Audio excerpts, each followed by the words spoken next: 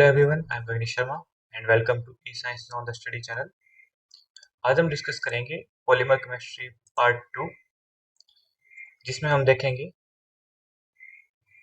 Types of polymerisation reaction, step growth on condensation polymerisation, molar mass of polymers, polyolefins and पॉलीअमाइड्स।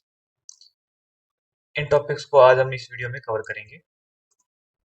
सबसे पहले हम बात करते हैं पॉलीमराइजेशन प्रोसेस की। तो पॉलीमराइजेशन प्रोसेस दो टाइप से होती है। First one is addition polymerisation, second one is condensation polymerisation. Addition polymerisation and condensation polymerisation को हमने पार्ट 1 में भी क्लासिफाई किया था। एडिशन पॉलीमराइजेशन के अंदर हमें किसी भी टाइप के स्मॉल मॉलिक्यूल्स का एलिमिनेशन देखने को नहीं मिलता। बट अगर हम बात करें कंडेंसेशन पॉलीमराइजेशन की, वहाँ पे वाटर, अमोनिया जैसे साइड प्रोडक्ट हमें देखने को मिलते हैं। ठीक है, तो अगर हम बात करें चेन ग्रोथ और एडिशन पॉलीमराइजेशन की, पॉलीमराइजेशन रिएक्शन की, तो इसके अंदर ये 3 टाइप से होती है। First one is free radical, intermediate की फॉर्मेशन होती है। सेकंड इज कार्बोकेटाइन, इंटरमीडिएट की फॉर्मेशन होती है। और फाइनल इज कार्बोएनाइन। इन 3 टाइप के इंटरमीडिएट्स की फॉर्मेशन होती है और फिर ये पॉलीमराइजेशन करते करते एक पॉलीमर चेन की फॉर्मेशन करते हैं। ठीक है, तो इंटरमीडिएट इसके अंदर फ्री रेडिकल, कार्बोकेटाइन एंड कार्बोएनाइंस बनते हैं। ठीक, ये 3 टाइप्स की पॉलीमर के इंटरमीडिएट्स हमें देखने को मिलते हैं एडिशन पॉलीमराइजेशन रिएक्शन के अंदर। उसके बाद में अगर हम बात करें, first one is free radical addition polymerisation, जिसमें इंटरमीडिएट फ्री रेडिकल बनते हैं। इस टाइप के पॉलीमराइजेशन को बोलते हैं फ्री रेडिकल एडिशन पॉलीमराइजेशन। ठीक है, इसमें हम नॉर्मली पर ऑक्साइड्स को एज ए कैटलिस्ट यूज करते हैं। ठीक है, जो कैटलिस्ट है वो एज ए इनिशिएटर इसके अंदर वर्क करता है और फिर चेन की ग्रोथ होती है। ठीक है, इसमें नॉर्मली हम benzyl peroxide, hydrogen peroxide, tertiary butyl peroxide जैसे पेरोक्साइड्स यूज करते हैं एज ए कैटलिस्ट। इसके बाद में जो पहला स्टेप आता है वो चेन इनिशिएशन का स्टेप आता है, जहां से चेन की फॉर्मेशन होती है। उस प्रोसेस को बोलते हैं चेन इनिशिएशन प्रोसेस। ठीक है, उसके बाद में जब चेन एक दूसरे के साथ में कंबाइन होती रहती है और अपनी लेंथ को इंक्रीज करती है, उस प्रोसेस को बोलते हैं चेन प्रोपेगेशन। ठीक है, तो इसमें जब चेन इनिशिएशन होती है, तो जो पेरोक्साइड होता है, पेरोक्साइड जो हमने एज ए कैटलिस्ट लिया था, वो होमोलिटिक फ्यूजन करता है। ठीक है, हमने बोला था कि हम पेरोक्साइड का एज ए कैटलिस्ट यूज करेंगे। ठीक है, तो इसमें जो अनसैचुरेटेड कंपाउंड्स हैं, जैसे CH2 डबल बॉन्ड CH2, जो अनसैचुरेटेड कंपाउंड्स हैं, इनके बीच में जो बॉन्ड्स हैं, ये जो बॉन्ड्स हैं, इनका होमोलिटिक फ्यूजन होता है। ठीक है, होमोलिटिक फ्यूजन होने की वजह से इनमें फ्री रेडिकल की फॉर्मेशन होती है। इसी प्रोसेस को हम स्लाइड पे देखते हैं। जैसे कि ये एक पेरोक्साइड बॉन्ड है, इसमें यहाँ से एक होमोलिटिक बॉन्ड ब्रेक हुआ है। ठीक है, और यहाँ पे जो पेरोक्साइड रेडिकल है, ये फिनाइल रेडिकल की फॉर्मेशन करता है और ये phenyl radical as a initiator work करता है। ठीक है, ये फिनाइल रेडिकल ओलिफिन के ऊपर अटैक करता है और चेन को इनिशिएट करता है। यहाँ से चेन इनिशिएशन प्रोसेस स्टार्ट होता है। ठीक है, यहाँ पे जो फ्री रेडिकल है या फिर फिनाइल फ्री रेडिकल है, इसने इसके ऊपर अटैक किया और होमोलिटिक फ्यूजन की वजह से इसने चेन को इनिशिएट किया। उसके बाद ये जो सेकंड स्टेप आता है वो आता है स्टेप ग्रोथ या फिर chain propagation step. Chain propagation के अंदर जो एक यूनिट है वो फर्दर अदर यूनिट के साथ में कंबाइन होती है और अपनी लेंथ को इंक्रीज करती रहती है। इस टाइप के प्रोसेस को बोलते हैं chain propagation step. Last one is chain termination step. Chain termination step के अंदर नॉर्मली चेन को टर्मिनेट करने के 2 या 3 तरीके होते हैं। फर्स्ट वन इज कपलिंग, कि हम ऐसे ही किसी अदर यूनिट के साथ में इसको कपल करा दें। Second one is disproportionation reaction and finally chain transfer reaction. In 3 methods के थ्रू हम चेन को टर्मिनेट कर सकते हैं। ठीक है, अब हम देखते हैं कपलिंग।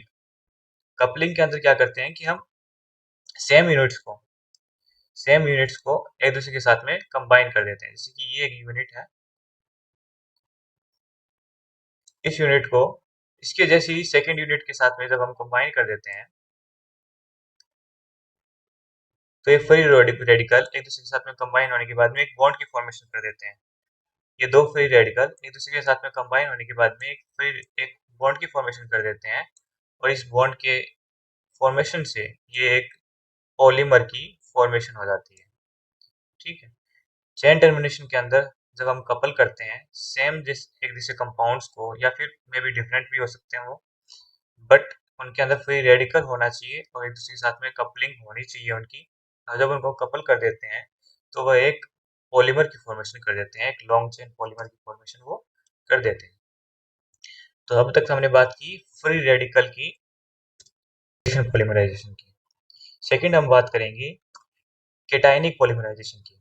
जैसा हमने पहले पेरोक्साइड का यूज किया था, वहां पर हम पेरोक्साइड को एज इनिशिएटर वर्क कर रहे थे, और यहाँ पर हम केटायनिक पॉलीमराइजेशन की जब बात करेंगे तो यहाँ पे हम एसिड का यूज करते हैं। ठीक है। हम लेविस एसिड या फिर प्रोटोनिक एसिड्स दोनों में से किसी का भी यूज कर सकते हैं for the formation of cationic polymerisation या केटायनिक इनिशिएटर। ठीक है। Sulphuric acid, हाइड्रोफ्लोराइड, BF3, AlCl3, SnCl4, इन जैसे लेविस एसिड्स का या फिर प्रोटोनिक एसिड्स का हम यूज करते हैं as a initiator.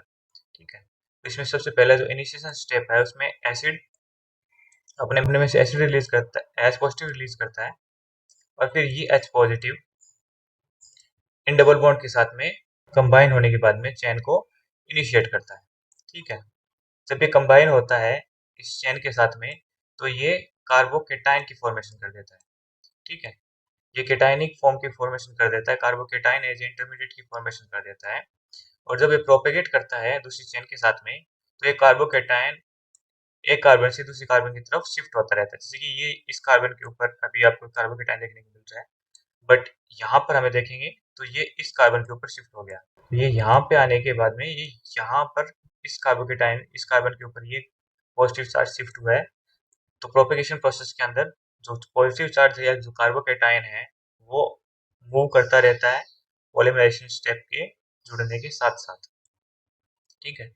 Last one is chain termination reaction. इस चेन टर्मिनेशन के अंदर हम H पॉजिटिव को रिलीज कर देते हैं। तो H पॉजिटिव हमने स्टार्टिंग में ऐड किया था for the polymerisation reaction for the formation of carbocation. Last step में जाके हम उस H पॉजिटिव को रिलीज कर देते हैं और वहां पर एक डबल बॉन्ड की फॉर्मेशन हो जाती है। लास्ट में ये हमें देखने को मिल रहा है कि एक कार्बोकेटाइन है। यहाँ से हम H पॉजिटिव की जब एलिमिनेशन करते हैं तो यहाँ पे डबल बॉन्ड की फॉर्मेशन हमें देखने को मिलती है। ठीक है। जब डबल बॉन्ड की फॉर्मेशन हो जाती है तो ये जो पॉलीमराइजेशन रिएक्शन है वो प्रोपेगेट होना बंद हो जाती है और यहाँ पे इसकी टर्मिनेशन हो जाती है। ठीक है। तो फ्री रेडिकल एंड केटायनिक पॉलीमराइजेशन में हमने देखा कि फ्री रेडिकल पॉलीमराइजेशन के अंदर एज ए पेरोक्साइड को हम इनिशिएटर यूज करते हैं, फिर वो डबल बॉन्ड के ऊपर अटैक करता है, होमोलिटिक फ्यूजन करता है, और होमोलिटिक फ्यूजन की वजह से पॉलीमराइजेशन प्रोसेस प्रोसीड होती है। सेकंड हमने देखा केटायनिक पॉलीमराइजेशन, जिसमें हमने लुईस एसिड को एज ए इनिशिएटर यूज किया या फिर प्रोटोनिक एसिड को एज ए इनिशिएटर यूज किया, जिसकी वजह से H पॉजिटिव ने डबल बॉन्ड के ऊपर अटैक किया और कार्बोकेटाइन की फॉर्मेशन की। ये कार्बोकेटाइन फर्दर डबल बॉन्ड के ऊपर अटैक करते हैं और पॉलीमराइजेशन रिएक्शन को प्रोपेगेट करते हैं। ठीक है। टर्मिनेशन के लिए हम H पॉजिटिव को रिलीज कर देते हैं, जिससे कि टर्मिनल साइट के ऊपर डबल बॉन्ड आ जाता है और ये रिएक्शन वहीं पर स्टॉप हो जाती है। एंड लास्ट हम देखेंगे एनायनिक पॉलीमराइजेशन। केटायनिक पॉलीमराइजेशन में हमने एसिड का यूज किया था, और एनायनिक पॉलीमराइजेशन के अंदर हमें स्ट्रॉन्ग बेस का यूज करते हैं as a initiator. Strong base में जो नेगेटिव आयन है वो डबल बॉन्ड के ऊपर अटैक करते, कार्बन के ऊपर अटैक करते हैं, और कार्बन के ऊपर अटैक करने की वजह से डबल बॉन्ड का हाइड्रोलिटिक क्लीवेज होता है और कार्बन एनायन की फॉर्मेशन होती है। जैसे कि इस NH2 ने कार्बन के ऊपर अटैक किया एंड इस कार्बन की वजह से ये हाइड्रोलिटिक क्लीवेज हुआ, और इस हाइड्रोलिटिक क्लीवेज की वजह से कार्बन के ऊपर नेगेटिव चार्ज आया। तो यहाँ पे कार्बन एनायन की फॉर्मेशन हुई है यहाँ पे हमने इनिशिएटर स्ट्रॉन्ग बेस को लिया है और नेगेटिव चार्ज स्ट्रॉन्ग बेस के नेगेटिव चार्ज ने अटैक किया है। ठीक है, जब कार्बन एनायन की फॉर्मेशन हो जाती है तो जो डबल बॉन्ड है वो पॉजिटिव चार्ज के ऊपर अगर अटैक करता है और रिएक्शन को प्रोसीड करता है, प्रोपेगेट करता है। टर्मिनेशन रिएक्शन के अंदर हम H पॉजिटिव को ऐड कर देते हैं। ठीक है, H पॉजिटिव को ऐड करने से क्या होगा कि हमारे पास में चेन टर्मिनेट हो जाती है। जो कार्बन एनायन की फॉर्मेशन हुई थी वो कार्बन एनायन H पॉजिटिव के द्वारा बैलेंस हो जाता है, जिससे चेन टर्मिनेट हो जाती है। अभी मैं आपको थोड़ा सा रिवाइज करा देता हूँ कि फ्री रेडिकल पॉलीमराइजेशन के अंदर हमने पेरोक्साइड को एज इनिशिएटर यूज किया, उसके बाद में चेन के ऊपर उस पेरोक्साइड ने अटैक किया, जिसकी वजह से होमोलिटिक क्लीवेज हुआ। होमोलिटिक क्लीवेज की वजह से फ्री रेडिकल की फॉर्मेशन हुई। फ्री रेडिकल कंबाइन होते गए और उन्होंने चेन को प्रोपेगेट किया। एंड के अंदर हमने कपलिंग रिएक्शन करवाई, जिससे पॉलीमराइजेशन रिएक्शन टर्मिनेशन के ऊपर आ गई। सेकंड केटायनिक पॉलीमराइजेशन हमने देखा, जिसमें हमने लुईस एसिड और प्रोटोनिक एसिड को एज इनिशिएटर यूज किया, जिससे कार्बोकेटायन की फॉर्मेशन हुई। कार्बोकेटायन के ऊपर जब डबल बॉन्ड का अटैक हुआ तो उसकी वजह से कार्बोकेटायन शिफ्ट होते गए और पॉलीमराइजेशन रिएक्शन है वो प्रोपेगेट होती गई। लास्ट में हमने जो H पॉजिटिव को ऐड किया था उस H पॉजिटिव को हमने सब्सट्रैक्ट भी कर लिया, जिसकी वजह से चेन का टर्मिनेशन हुआ। Last one is anionic polymerisation, जिसके अंदर हमने स्ट्रॉन्ग बेस का यूज किया और स्ट्रॉन्ग बेस का जो नेगेटिव पार्ट है वो कार्बन के ऊपर अटैक करता है। उस कार्बन के ऊपर अटैक करने की वजह से हाइड्रोलिटिक क्लीवेज होता है और कार्बो एनायन की फॉर्मेशन होती है। जब डबल बॉन्ड कार्बो एनायन के ऊपर अटैक करता है तो वो चेन प्रोपेगेट होती है एंड लास्टली हम H पॉजिटिव को उसके अंदर ऐड कर देते हैं, जिससे H पॉजिटिव कार्बो एनायन के साथ में कंबाइन होके बैलेंस करता है इक्वेशन को। ठीक है, उसके बाद में जो सेकंड हमने टाइप देखी थी कंडेंसेशन पॉलीमराइजेशन। एडिशन पॉलीमराइजेशन में हमने देखा कि किसी भी टाइप के साइड प्रोडक्ट की फॉर्मेशन नहीं होती, but in case of condensation polymerisation side product की फॉर्मेशन हमें देखने को मिलती है।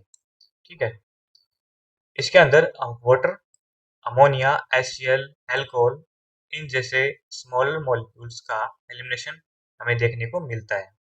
एग्जाम्पल के तौर पे adipic acid and hexa methyl diamine as the formation of nylon 6,6 हम यूज करते हैं, जिसके अंदर वाटर का एलिमिनेशन हमें देखने को मिलता है। ठीक है, तो ये कुछ एग्जांपल्स थे एडिशन एंड कंडेंसेशन पॉलीमराइजेशन के। एडिशन पॉलीमराइजेशन के अंदर हमें साइड प्रोडक्ट देखने को नहीं मिलता और उसको हमने 3 कैटेगरीज में डिवाइड किया। Free radical addition polymerisation, cationic polymerisation and anionic polymerisation. इसके अंदर फिर हम पेरोक्साइड का यूज करते हैं, इसमें एसिडिक एज इनिशिएटर यूज करते हैं और इसमें बेस हम एज इनिशिएटर को यूज करते हैं। ठीक है, उसके बाद में जो नेक्स्ट टर्म आती है वो आती है मॉलिक्यूलर मास ऑफ पॉलीमर्स। ठीक है, तो पॉलीमर्स का मॉलिक्यूलर मास कैलकुलेट करने के लिए हमारे पास में बहुत से मेथड होते हैं। ठीक है, इसमें सबसे पहला आता है नंबर एवरेज मॉलिक्यूलर मास। ठीक है, नंबर एवरेज मॉलिक्यूलर मास के अंदर हम इसको एज ए फॉर्मूले से इंडिकेट करते हैं, जिसमें m bar n is equal to summation of ni mi divided by summation of ni. Ni number of units having and mi is the mass of IHN को डिवाइड करते हैं ni units, मतलब कि n1 उस unit का मास है। ठीक है, मान लीजिए कि 10 यूनिट्स है जिनका मास 10,000 है। 10 यूनिट है जिनका मास 10,000 है, तो नंबर एवरेज मॉलिक्यूलर मास से हम 10 into divided by 10,000 divided by 10। ठीक है, इससे हम नंबर एवरेज मॉलिक्यूलर मास से कैलकुलेट कर सकते हैं। यहाँ पे Ni का मतलब कितनी यूनिट और Mi का मतलब उनका कितना मास। इनका जब हम समेशन करते हैं और उसको डिवाइड करते हैं टोटल नंबर ऑफ यूनिट से, तो उससे मिलता है हमें नंबर एवरेज मॉलिक्यूलर मास। उसके बाद में मास एवरेज मॉलिक्यूलर मास, जिसके अंदर Ni Mi² divided by summation of Ni Mi, जिसमें कितने नंबर ऑफ यूनिट्स और उनका कितना मास का स्क्वायर को जब हम डिवाइड करते हैं number of units and having higher mass. तो उससे हमें मास एवरेज मॉलिक्यूलर मास देखने को मिलता है। ठीक है, इसमें मोस्टली हम कितनी यूनिट्स एंड उन यूनिट्स का कितना मास है उनका समेशन लेते हैं और फिर उस यूनिट को डिवाइड करते हैं कितनी यूनिट और उनका कितना मास है। ठीक है, उसके बाद में सेकंड है पीडीआई, पॉली डिस्पर्सिटी इंडेक्स, जिसमें हम से डिवाइड करते हैं तब हमें पीडीआई देखने को मिलती है, पॉली डिस्पर्सिटी इंडेक्स। इसके अंदर हम रेशियो लेते हैं एवरेज मॉलिक्यूलर मास का और नंबर एवरेज मॉलिक्यूलर मास का। ठीक है, नेचुरल पॉलीमर के लिए जो पीडीआई की वैल्यू होती है वो 1 के इक्वल होती है। सिंथेटिक के लिए वो ग्रेटर देन 1 होती है। ये एक इम्पोर्टेंट बात है कि नेचुरल पॉलीमर के लिए पीडीआई पॉली डिस्पर्सिटी इंडेक्स की वैल्यू 1 के इक्वल होती है एंड फॉर सिंथेटिक पॉलीमर्स वो ग्रेटर देन 1 होती है। ठीक है, सेकंड थर्ड जो टॉपिक हम डिस्कस करेंगे वो है पॉली ओलिफिन्स। जैसा कि इसके नाम से इंडिकेट हो रहा है कि यहाँ पे डबल बॉन्ड पॉलीमराइजेशन में पार्टिसिपेट करेंगे। ठीक है, ये डबल बॉन्ड्स के कुछ डेरिवेटिव्स भी हो सकते हैं, सिंपल ओलिफिन कंपाउंड्स भी होते हैं, पॉलीथीन भी हो सकते हैं। तो ये different different type of derivatives जब कंबाइन होते रहते हैं तो ओलिफिन्स कहलाते हैं। ठीक है, सबसे पहला और सिंपलेस्ट एग्जांपल हम पॉलीथीन की बात करते हैं। पॉलीथीन दो टाइप के होते हैं, एक लो density polythene and another one is high density polythene. Low density polythene के अंदर हम किसी भी टाइप के कैटलिस्ट का यूज नहीं करते। ठीक है, इसके अंदर normal simple olefin unit, ethylene unit combine होती है 350 टू 570 केल्विन के ऊपर और लो डेंसिटी पॉलीथीन की फॉर्मेशन कर देती है। ठीक है, ये टफ होते हैं, फ्लेक्सिबल होते हैं, ट्रांसपेरेंट होते हैं, केमिकली इनर्ट होते हैं और पुअर कंडक्टर ऑफ इलेक्ट्रिसिटी होते हैं। इनकी जो टेंसाइल स्ट्रेंथ होती है वो मॉडरेट होती है। ठीक है, insulation of electric carrying wire और मैन्युफैक्चर ऑफ स्विच बोतल टॉयज एंड फ्लेक्सिबल पाइप्स में हम इनका यूज करते हैं। मतलब जो फ्लेक्सिबल चीजें होती है उनके अंदर हम इनका यूज करते हैं, पुअर कंडक्टर होते हैं इलेक्ट्रिसिटी के और केमिकली इनर्ट होते हैं। ठीक है, सेकंड इसी की कैटेगरी आती है हाई डेंसिटी पॉलीथीन, जिसके अंदर डबल बॉन्ड्स या फिर ओलिफिन कंपाउंड्स को जिगलर नाटा कैटेलिस्ट के द्वारा कन्वर्ट किया जाता है पॉलीथीन्स के अंदर। जिगलर नाटा कैटेलिस्ट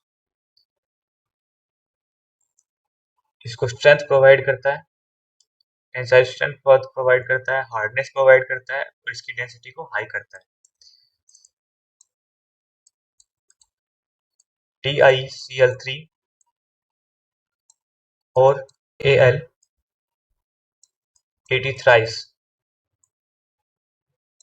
इसको हम as a Ziegler Natta catalyst use करते हैं। ठीक है, TiCl3 and Al80 thrice Ziegler Natta catalyst होता है जो कि हाई डेंसिटी पॉलीथीन की फॉर्मेशन में हेल्प करता है। ठीक है, इनकी क्लोज पैकिंग होती है हाई डेंसिटी पॉलीथीन्स की और टफ और हार्डर होते हैं as compared to low density polythene.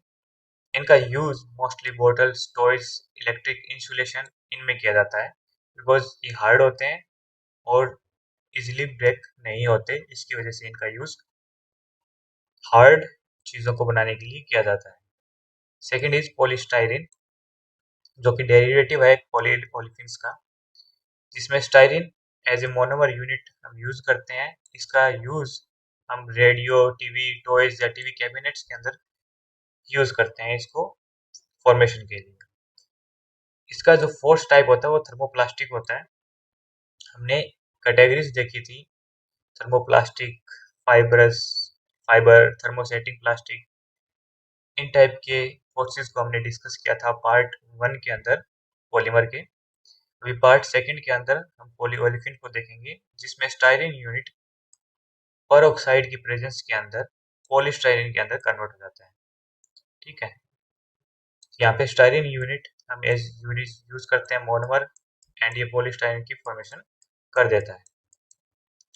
Third one is polyvinyl chloride, PVC हम यूज करते हैं, vinyl chloride as a monomer unit use करते हैं और ये यूनिट अनदर पेरोक्साइड की प्रेजेंस में पॉलीविनाइल क्लोराइड की फॉर्मेशन कर देती है। क्लोरोइथेन हम यूज करते हैं as a monomer. Fourth one is polypropylene.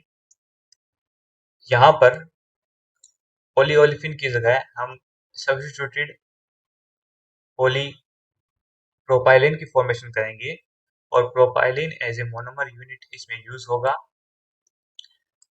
Ropes, toys, pipes and fibre जैसे प्रोडक्ट्स बनाने के लिए हम पॉलीप्रोपाइलिन की यूज करते हैं। पॉलीप्रोपाइलिन को भी जिगलर नाटा कैटलिस्ट के थ्रू हम प्रिपेयर कर सकते हैं। Fifth, tetrafluoroethene. Tetrafluoroethene as a monomer unit हम यूज करते हैं, जिसको हम टेफ्लॉन बोलते हैं। ये टेफ्लॉन टेट्राफ्लोरोइथेन के पॉलीमराइजेशन प्रोसेस से बनता है। इस टेफ्लॉन का यूज हम नॉन स्टिक सरफेस में करते हैं, जैसे कि नॉन स्टिक जितने भी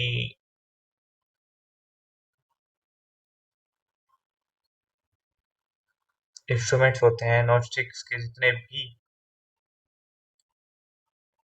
हम किचन में यूज करते हैं, वह सभी टेफ्लॉन से मिलके बनते हैं। सिक्स्थ वन इज पॉलीअक्राइलोनाइट्राइल, जिसको हम पेन भी बोलते हैं। अक्राइलोनाइट्राइल हम यूज करते हैं एज ए मोनोमर यूनिट और पेरोक्साइड के कैटलिस्ट की प्रेजेंस में, एज ए इनिशिएटर की प्रेजेंस में ये पॉलीअक्राइलोनाइट्राइल की में कन्वर्ट हो जाता है, जिसको हम ओरलोन भी बोलते हैं। मोस्टली एग्जाम में इसको पेन या फिर ओरलोन की टर्म में ही पूछा जाता है, तो आपको पता होना चाहिए कि पॉलीअक्राइलोनाइट्राइल को ही हम ओरलोन बोलते हैं। ठीक है, जिसमें acrylonitrile as a monomer unit use होती है। ठीक है, उसके बाद में सेकंड कैटेगरी है, वो है पॉलीअमाइड्स की, जिसमें C double bond O N H, C double bond O N H as a polymer unit हमेशा रहेगा। ठीक है, इसमें नाइलॉन 6 एंड नाइलॉन 6 हमें एग्जांपल्स देखने को मिलते हैं, जिसमें नाइलॉन 6 की अगर हम बात करें तो इसमें एडिपिक एसिड और hexamethyl डाइइमीन as a monomer unit हम लेते हैं। ये एग्जांपल है कंडेंसेशन पॉलीमराइजेशन का, जिसके अंदर हमें वाटर एलिमिनेटिंग मॉलिक्यूल देखने को मिलता है। ठीक है, इसके अंदर एडिपिक एसिड से OH ग्रुप एंड हेक्सामिथाइलिन डाइइमीन से NH ग्रुप एलिमिनेट होते हैं और वाटर एलिमिनेट होता है यहाँ पे। ठीक है, और इन दोनों के एलिमिनेशन की वजह से अमाइड बॉन्ड की फॉर्मेशन होती है। ठीक है, इसलिए हम इसको बोलते हैं पॉलीअमाइड्स। नाइलॉन 6 के अंदर हम साइक्लोहेक्सेनोऑक्साइन को सल्फ्यूरिक एसिड के साथ में जब रिएक्शन करवाते हैं, तब हमें कैप्रोलैक्टम की फॉर्मेशन देखने को मिलती है। और इसी कैप्रोलैक्टम को जब हम हाई टेम्परेचर के ऊपर हीट करते हैं, तो इसकी जो चेन है वो ओपन हो जाती है, और इस ओपन चेन की जब रिएक्शन होती है, हीट करते हैं इसको, तब ये नाइलॉन 6 की फॉर्मेशन करता है। ठीक है, जब हम